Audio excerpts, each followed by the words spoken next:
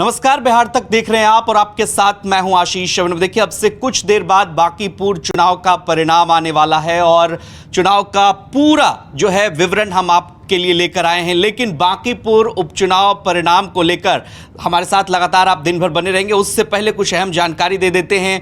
Indramohan sir, जो बांकीपुर का चुनाव है, रिजल्ट को लेकर रात भर गहमा गहमी पटना में बनी रही।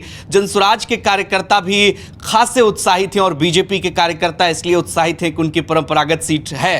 क्या कुछ होने वाला है बांकीपुर में? देखिए, बांकीपुर के रिजल्ट को लेकर सबसे बड़ी बात यह है कि बीजेपी को यहाँ प्रशांत किशोर ने सोचने पर मजबूर कर दिया कि ये सीट इतनी भी आसान नहीं। जो कह रहे थे कि 1995 से ये सीट बीजेपी के खाते में रही है, अब उस सीट पर प्रशांत किशोर ने टक्कर दी। टक्कर सिर्फ एज ए कैंडिडेट के तौर पर उन्होंने नहीं दी, बल्कि उनके कार्यकर्ताओं ने भी बीजेपी के कार्यकर्ताओं को टक्कर दी है। प्रशांत किशोर ने चुनाव परिणाम से महज 12 घंटे पहले एक प्रेस कॉन्फ्रेंस करके पटना के एसएसपी पर गंभीर आरोप लगाए। उन्होंने आरोप लगाए कि उनके नेताओं को परेशान किया गया, चुनाव में परेशानी की गई और रिजल्ट के दौरान भी प्रशासन मदद कर सकता है। इस तरह के तमाम आरोप जो राजनीति में चुनाव रिजल्ट से ठीक पहले लगते हैं। दोनों पार्टियों के अपना गुनागणित है। आरजेडी इस रेस से लगभग बाहर है। ये पिक्चर बिल्कुल क्लियर है कि बांकीपुर में बीजेपी वर्सेस जनसुराज है। नीरज सिन्हा वर्सेस प्रशांत किशोर, या नीरज सिन्हा की जगह आप कह लीजिए कि नितिन नवीन वर्सेस प्रशांत किशोर, ये सीधी टक्कर है। अब देखना होगा जैसे परिणाम आएंगे, बिहार तक आपको लगातार अपडेट देता रहेगा। लेकिन एक सवाल, महत्वपूर्ण सवाल है, चूंकि हम और आप लगातार कवरेज कर रहे हैं। जैसे ही वोटिंग खत्म हुई, इसके बाद आपने देखा कि बीजेपी की प्रेस कॉन्फ्रेंस होती है, उसमें भी कह रहे हैं कि बहुत सारे लोगों ने सोशल मीडिया पर लिखा कि बीजेपी थोड़ी आश्चर्यचकित है। प्रशांत किशोर का जिक्र भी आपने किया। इसके बाद आरजेडी की भी प्रेस कॉन्फ्रेंस होती है। मतलब बांकीपुर चुनाव ने सभी पार्टियों को आशंका में जरूर डाल दिया कि भाई सबको डर लग रहा है, सूख रहा है कि क्या कुछ होगा बांकीपुर उपचुनाव परिणाम में। किसी को कुछ नहीं पता। अभी 1 घंटे बाद तो आप बताएंगे।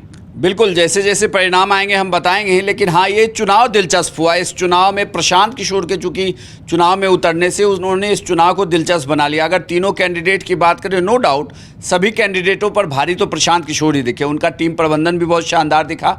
उनकी टीम ने बीजेपी के सामने बड़ी मजबूती से फाइट किया है चुनाव में।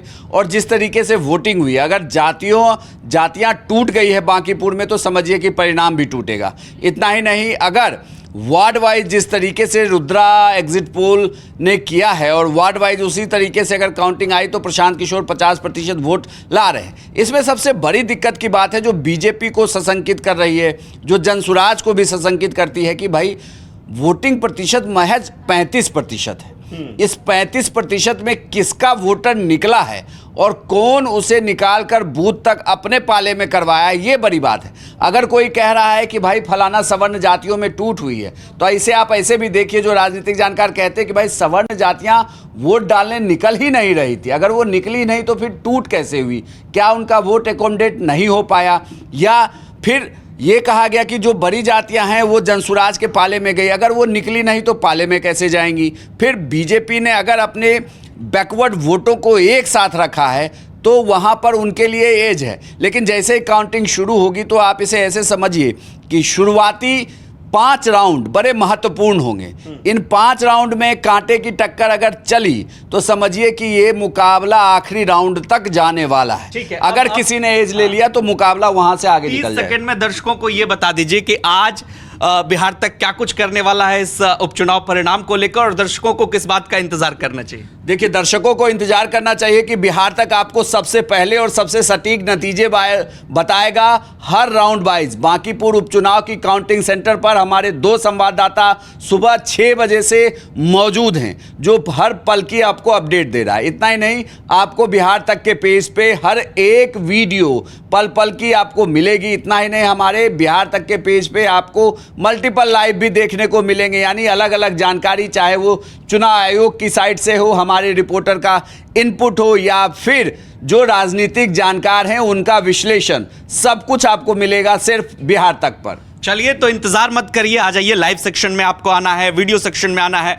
मगर एक बात जरूर, कहीं मत जाइएगा। उपचुनाव का परिणाम सिर्फ और सिर्फ देखते रहिए बिहार तक पर। नमस्कार।